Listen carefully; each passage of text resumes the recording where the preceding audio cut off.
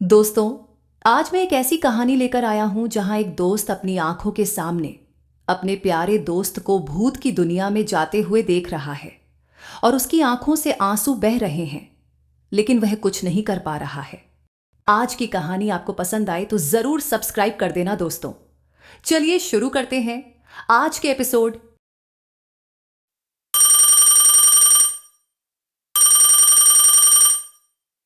सुबह के 5 बजे अचानक मेरे फोन बज उठा।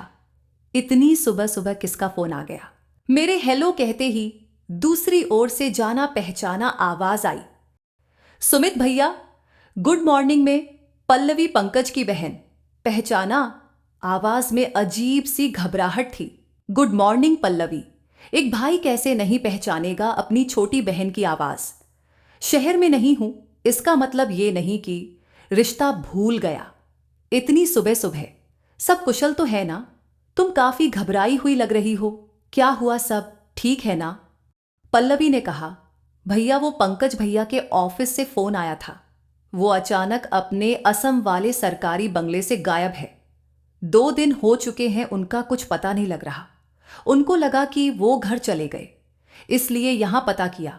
बहुत डर गई हूं। शुक्र है मैं घर में था, नहीं तो पूरा परिवार टेंशन में आ जाते। आप तो जानते हो, बाबूजी हार्ट पेशेंट हैं। अभी सब सोए हैं, कुछ नहीं समझ में नहीं आया, इसलिए आपको फोन कर लिया। भैया आप प्लीज पता करो आखिर बात क्या है। आप तो बचपन के दोस्त हो। मैं ये बात सुनकर सन्न रह गया था, परंतु फिर भी पल्लवी को सांत्वना देकर पंकज का पता करने का वादा कर दिया। जानता था कि पंकज बहुत ही सुलझा हुआ इंसान है, मतलब जरूर कुछ गड़बड़ है, वरना वो यूं ही गायब नहीं हो सकता। चिंता तो स्वाभाविक ही थी, आखिर बचपन का दोस्त जो ठहरा। अपने ऑफिस के स्टाफ को फोन करके 1 हफ्ते की छुट्टी की अर्जी का कह दिया और असम जाने का इंतजाम करवा लिया। पंकज, मेरे बचपन का दोस्त, एक बांका नौजवान, वन विभाग में अधिकारी लगा था और उसकी बदली असम के वनक्षेत्र में हो गई। केवल 2 साल की ही नौकरी में अचानक असम तबादला। खैर, सरकारी कर्मचारी को वैसे तो बहुत सी सुविधाएं होती हैं, परंतु एक दुविधा भी होती है। कभी भी कहीं भी तबादला हो जाता है और सब बोरियां बिस्तर समेटना पड़ता है। जुम्मा जुम्मा 2 ही बरस पहले की बात थी, जब पंकज की वन विभाग में नौकरी लगी थी। सभी घर परिवार में खुशियां छाई थी और नाते रिश्तेदार उसके लिए अपनी अपनी पहचान की लड़कियों का रिश्ते बुझाने में लगे थे। पंकज ने किसी तरह अपनी मां को अभी 2-3 साल शादी के लिए जल्दी ना करने को मना लिया था। पंकज का इलाहाबाद से तबादला असम के घने वनक्षेत्र में हो गया था। असम बेहद ही मनोरम स्थान है और वहां की प्राकृतिक सुंदरता के तो क्या कहने। हरे भरे जंगल, नाना प्रकार की वनस्पतियों से भरे, अद्भुत छटा बिखेरते झरने और भोले भाले सीधे लोग। पंकज को रहने के लिए सरकारी बंगला मिला था, जो देखने में बेहद खूबसूरत था और उसके ठीक पीछे थी एक मनोरम झील। बंगले की देख रेख के लिए रामू काका थे, जो चौकीदार भी थे और खानसामा भी, और कभी कभी जरूरत पड़े तो ड्राइवर। कुल मिलाकर मल्टीटास्क स्टाफ, जो अक्सर सरकारी महकमों में होता है, खासकर चतुर्थ श्रेणी में। पल्लवी की बातों से मुझे भी कुछ परेशानी तो हुई थी, मगर इतना जरूर था कि पंकज जहां भी होगा सुरक्षित ही होगा। आखिर मेरा बचपन का दोस्त जो ठहरा, और उसको मुझसे ज्यादा कौन जानता होगा। दूसरे दिन ही मैं पंकज के असम वाले बंगले पर था। एक वकील होने के कारण जांच पड़ताल करने की सभी आवश्यक अनुमति पहले ही लेकर वहां पहुंचा था और पल्लवी ने रामू काका का, यानी बंगले में मौजूद सरकारी टेलीफोन का नंबर भी मुझे दे दिया था। रामू काका ने सौहार्दपूर्ण मेरे रहने और खाने पीने का इंतजाम पास ही कर दिया था। एक बात तो सचमुच लाजवाब थी, मौसम के साथ साथ वहां की प्राकृतिक छटा उस क्षेत्र को बेहद मनोरम बना रही थी। मेरे पहुंचते ही रामू काका ने गर्मा गर्म पकोड़ों से मेरा स्वागत किया। भूख तो लगी ही थी, ऊपर से उस भीनी ठंड में गर्मा गर्म पकोड़ों। सच कहूं तो सफर की सारी थकान उतर चुकी थी। रामू काका से आसपास के क्षेत्र का जायजा लिया और बंगला दिखाने को बोला, जहां पंकज रह रहा था। वास्तुकला का एक बेजोड़ नमूना था वो बंगला।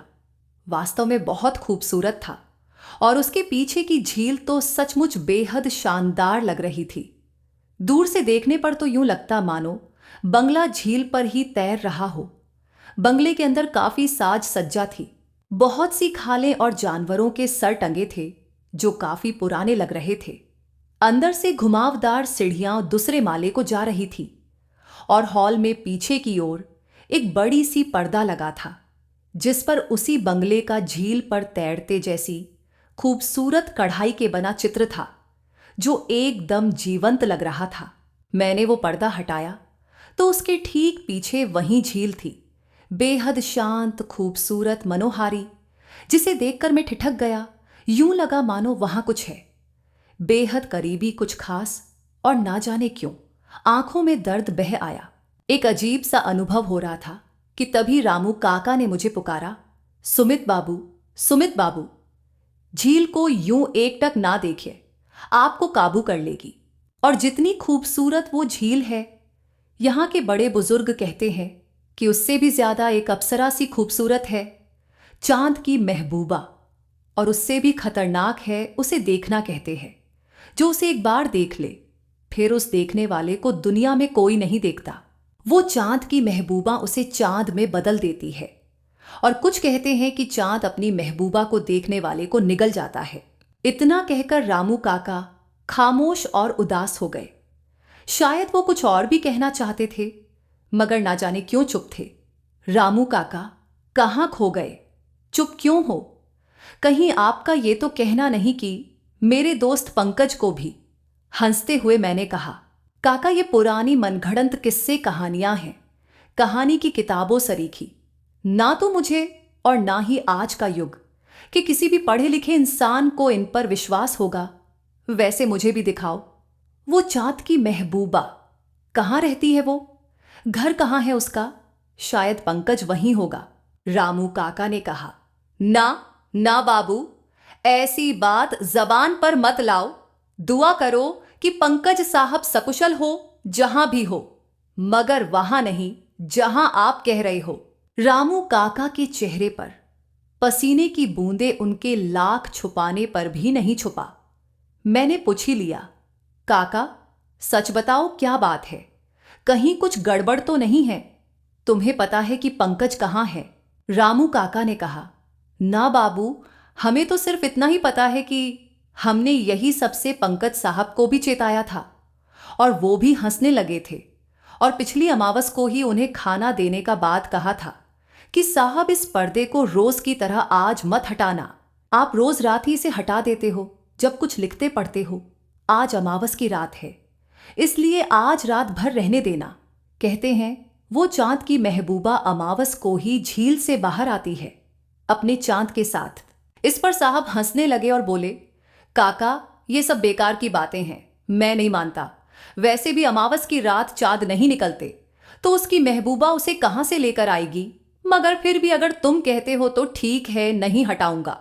मैंने थोड़ा परेशान होकर पूछा, फिर क्या हुआ काका? बाबू, फिर हम अपने घर आ गए और सो गए। अगली सुबह जब चाय नाश्ता लाए तो पंकज साहब नहीं मिले और उनकी ये डायरी और कलम यहीं टेबल पर फड़फड़ा रही थी, जैसे अब फंग फड़ाने लगी है। मुझे यकायक याद आया, पंकज को डायरी लिखने की आदत थी और वो रोज सोने से पहले सारे दिन की दिनचर्या की खास बातें लिखता था। और अचानक उस डायरी का यूं फंग फंगाना मानो मेरे लिए ही कोई संदेश था। मैंने फौरन डायरी के पास पहुंच गया और तभी अचानक डायरी का फंग फंगाना बंद हो गया। डायरी का खाली खुला पन्ना वापस पलट गया और जो मैंने देखा उसे देखकर एक बार तो मेरे बदन में कंपकपी छा गई। पन्ने की आखिरी लाइन पर लिखा था, अद्भुत, अकल्पनीय, किसी अप्सरा से भी ज्यादा खूबसूरत चांद की महबूबा मुझे बुला रही है अपने पास। उस पन्ने पर लिखे वो शब्द हैरानी भरे थे, क्योंकि पंकज अपनी डायरी में वही लिखता था जो उसके साथ दिन भर में होता था। और पंकज ने उन शब्दों में चांद की महबूबा का जिक्र किया। इसका मतलब अब मुझे सच कहूं तो चिंता हो चली थी कि शायद रामू काका की बात सच हो। पर आज के विज्ञान युग में ऐसी अजीब ओ गरीब बातें होना काफी आश्चर्यजनक था। वैसे दुनिया में बहुत सी अजीब बातें होती हैं, मगर जब उनसे सामना होता है तो कभी कभी ऐसा अनुभव होता है कि पैरों तले जमीन निकल जाती है। यूं तो मुझे रामू काका की बातों ने और पंकज की डायरी ने थोड़ा डरा दिया था, मगर फिर भी हिम्मत कर मैंने काका से पूछकर डायरी रख ली ताकि उसे पढ़कर तहकीकात में कुछ मदद मिल सके। विभागीय तहकीकात तो पहले ही शुरू हो चुकी थी, बस थोड़ा धीरे चल रही थी और अभी वहां तक नहीं पहुंची थी। रामू काका ने सारा बंगला दिखाया और मैंने भी इत्मीनान से एक एक चीज को ध्यान से देखा, मगर उस डायरी पर लिखे उन शब्दों के सिवा कुछ खास नहीं दिखा। वहीं काका ने मुझे वापस छोड़ने वक्त हिदायत दी कि सुमित बाबू आज अमावस है तो मेहरबानी करके आज अंधेरा होने के बाद बाहर मत निकलना, और अगर निकलना भी पड़े तो झील की ओर बिल्कुल भी नहीं जाना, वरना कुछ अनर्थ हो सकता है। इतना कह रामू काका वहां से चले गए। मैंने सिर हिलाकर अपनी सहमति दे दी थी और पंकज की डायरी पढ़ने लगा, जिसमें उसकी नौकरी लगने के दिन से लेकर उन शब्दों तक सब कुछ दर्ज था। मगर सबसे हैरान करने वाला कुछ दर्ज था तो वो थे उसके आखिरी 2 पन्नों पर। आज अमावस की रात है और रामू काका ने मुझे मना कर दिया कि आज की रात किसी भी कीमत पर झील की ओर खुलने वाली खिड़की का पर्दा नहीं हटाना और ना ही बाहर जाना। बड़ी अजीब बात थी। खैर, मुझे इन अफवाहों पर रत्ती भर भी भरोसा नहीं है। रात के 12 बजने वाले हैं और मैं खिड़की का पर्दा हटाने जा रहा हूं। देखते हैं कैसी है चांद की महबूबा और क्या करती है मेरे साथ। मैंने पर्दा हटा दिया, पर सामने झील तो है, पर दिख कुछ भी नहीं रहा। अमावस जो है काफी अंधेरा है, पर कहीं कहीं जंगल जुगनुओं की चमक दिख जाती है और कहीं ना कहीं दूर कहीं से आती रोशनी की बेहद हल्की छटा है। कुल मिलाकर रूमानियत से भरा माहौल लग रहा है और मैं झील और उसके आसपास के ना दिखने वाले माहौल का आनंद लेते हुए सोच रहा हूं कि यहां के लोग कितने पीछे हुए हैं कि आज भी ऐसी बातों पर भरोसा करते हैं। थोड़ा आलस सा हो रहा है, कॉफी बना लेता हूं।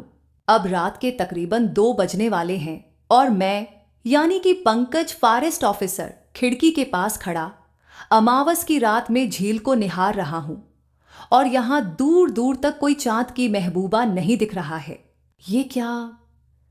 झील में अचानक हल्की सफेद रोशनी की हलचल प्रतीत हो रही है। लगता है शायद कोई जानवर। Oh no, it is unbelievable, असंभव। ये मैं क्या देख रहा हूं? एक खूबसूरत परी जैसा लड़की झील में से बाहर निकल रही है और वो रोशनी उसी के पास से आ रही है और उसके बाहर निकलने के साथ ही बढ़ती जा रही है। और ये क्या, उसके हाथों में एक चांद जैसा सफेद रंग का गोला सा है और वो रोशनी उसी गोले की है, मानो अंदर एक 400-500 वॉट का बल्ब हो। इसका मतलब यही है, चांद की महबूबा यानी कोई मनगढ़ंत और अफवाह नहीं, ये सच है। 16 आने सच। मैं अपने सामने उस बेपनाह खूबसूरत युवती को देख रहा हूं जिसने अपने हाथों में चांद को पकड़ा है और उसे देखते हुए यूं मंद मंद मुस्कुरा रही है, मानो सच में वो सफेद गोला उसका महबूब हो। पंकज, वहां क्या कर रहे हो? मेरे पास आओ। यहां झील में तुमने मुझे और मेरे चांद को देख लिया है और अब तुम भी मेरे चांद हो, इसलिए आओ और समा जाओ मेरे इस चांद में ताकि इसकी चांदनी और निखर जाए। उस चांद की महबूबा के ये शब्द जैसे मेरे कानों में ही फुसफुसा रही हो। मैं जाना नहीं चाहता। काश मैंने रामू काका की बात मानी होती। काश मैंने आज पर्दा न हटाया होता। पता नहीं आगे क्या होगा। मेरे माता पिता और बहन पल्लवी का पता नहीं मैं बचूंगा भी कि नहीं। कहीं औरों की तरह मैं भी हमेशा के लिए गायब तो नहीं हो जाऊंगा। कोई आएगा मुझे ढूंढने? क्या मैं मिलूंगा फिर से किसी को? मेरे माता पिता और बहन क्या ढूंढने आएंगे? शायद मुझे मेरा जिगरी ढूंढने आई। उसे पता लगा तो वो जरूर आएगा, ढूंढ तो लेगा ना वो मुझे खुद पर काबू नहीं हो पा रहा। पता नहीं कैसे मैं ये सब लिख पा रहा हूं, शायद अपनी सारी ताकत संजोकर, पर मुझे जाना होगा। वो चांद की महबूबा झील किनारे लगे झूले पर उस चांदनी गोले को अपने हाथों में यूं लिए बैठ गई, जैसे उस चांदनी गोले को गोद में रख छोड़ा हो। जैसे कोई महबूबा अपने महबूब का सर अपनी गोद में लिए बैठी हो। अद्भुत, अकल्पनीय, किसी अप्सरा से भी ज्यादा खूबसूरत चांद की महबूबा मुझे बुला रही है अपने पास। पंकज की डायरी पर वही आखिरी शब्द थे। एक बार को तो मैं पढ़ते पढ़ते स्तब्ध हो गया था। क्या वो सब सच था? संभव था ऐसा होना जैसा पंकज ने लिखा था? मुझे बहुत चिंता हो रही थी, क्योंकि पंकज बहुत सुलझा हुआ शख्स था, और अगर उसने अपनी डायरी में ये सब लिखा तो इसका मतलब साफ था, चांद की महबूबा और उसकी कहानी अफवाह नहीं थी। अब मेरे पास दो रास्ते। ये पहला कि मैं पंकज की डायरी लेकर वापस चला जाऊं, और दूसरा पंकज को ढूंढने की कोशिश करूं और मेरी जान चांद की महबूबा के हवाले, यानी कि खतरे में डाले। बहुत सोच समझकर मैंने दूसरा रास्ता चुना।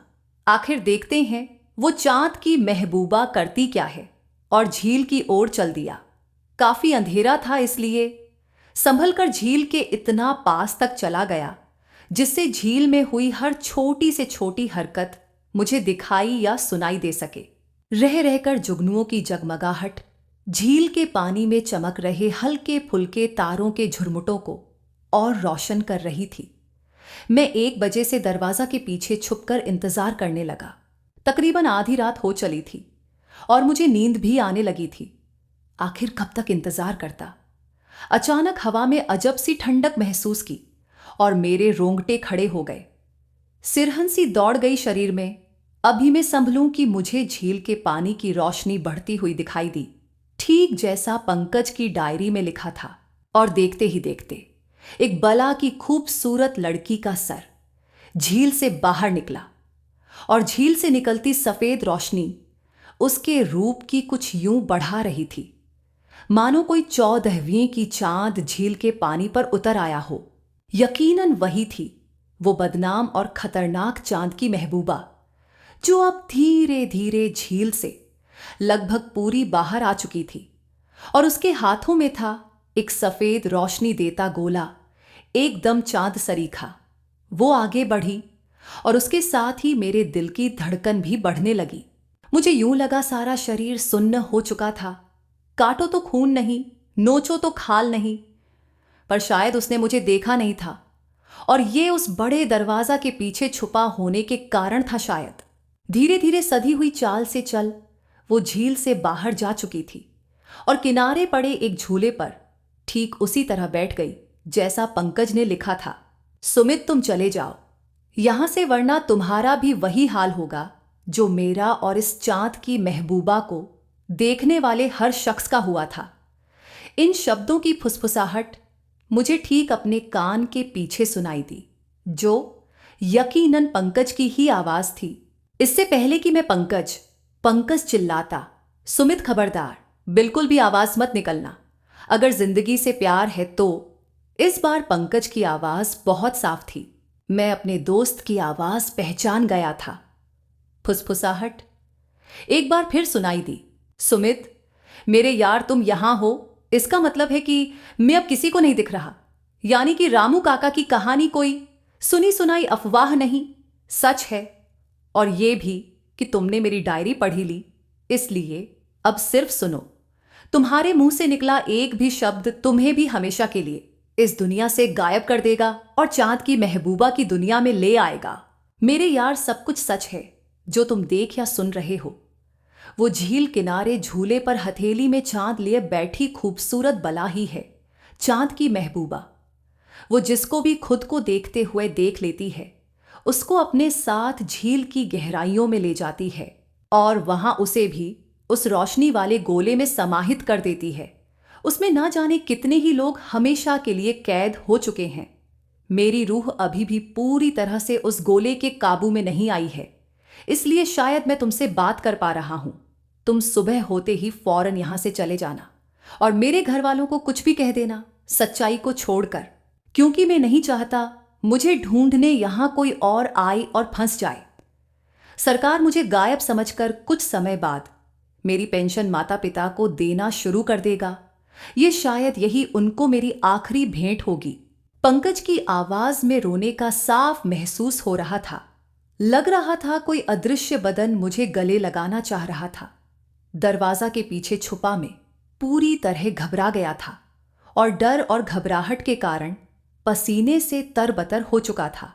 वहीं जहां कुछ समय पहले ठंड से रोंगटे खड़े हो गए थे, गले लगते ही अदृश्य बदन से मुझे पंकज होने का आभास हुआ और सब कुछ भूल मैंने भी अदृश्य एहसास को कस कर गले लगा लिया और बिना चाहे ही मेरे आंसू ने मेरी आंखों को भर दिया। वहीं कांधे पर भी गीलापन महसूस हुआ। अदृश्य पंकज के सुबकने और गले लगने की गर्माहट के साथ साथ आंसुओं की नमी भी महसूस हो रही थी। मुझे कुछ सूझ ही नहीं रहा था, बस बहुत जोर जोर से रोने और चिल्लाने का दिल कर रहा था, पर पंकज की हिदायतें याद कर अपनी आवाज को गले में ही दफन कर लिया। पंकज का अदृश्य एहसास धीरे से अलग हुआ और मेरे हाथों को अपने हाथों से पकड़ा और मैंने खींचकर एक बार फिर अपने यार को गले लगा लिया और वो अदृश्य एहसास फिर फुसफुसाया, सुमित, खुद पर काबू रखो, अब जाने का समय है। मेरी हिदायतें याद रखना और मेरी डायरी को जला देना। कारण तुम जानते हो, मेरे माता पिता और बहन का ख्याल रखना। हमारा साथ यहीं तक था। अलविदा मेरे यार, अलविदा। ये आखिरी शब्द मेरे कानों में सुबह होने तक गूंजते रहे, तब तक जब तक मुझे रामू काका ने जगाया नहीं। आंख खुलते ही खुद को सोफे पर पाया, मगर कांधे पर नमी अभी बरकरार थी। अपने प्यारे दोस्त के लिए तो सब्सक्राइब बनता है। आप लोगों ने मेरे हर एपिसोड पर इतना प्यार दिया, जिसके लिए आपका आभारी हूं। ऐसे ही प्यार देते रहे। धन्यवाद।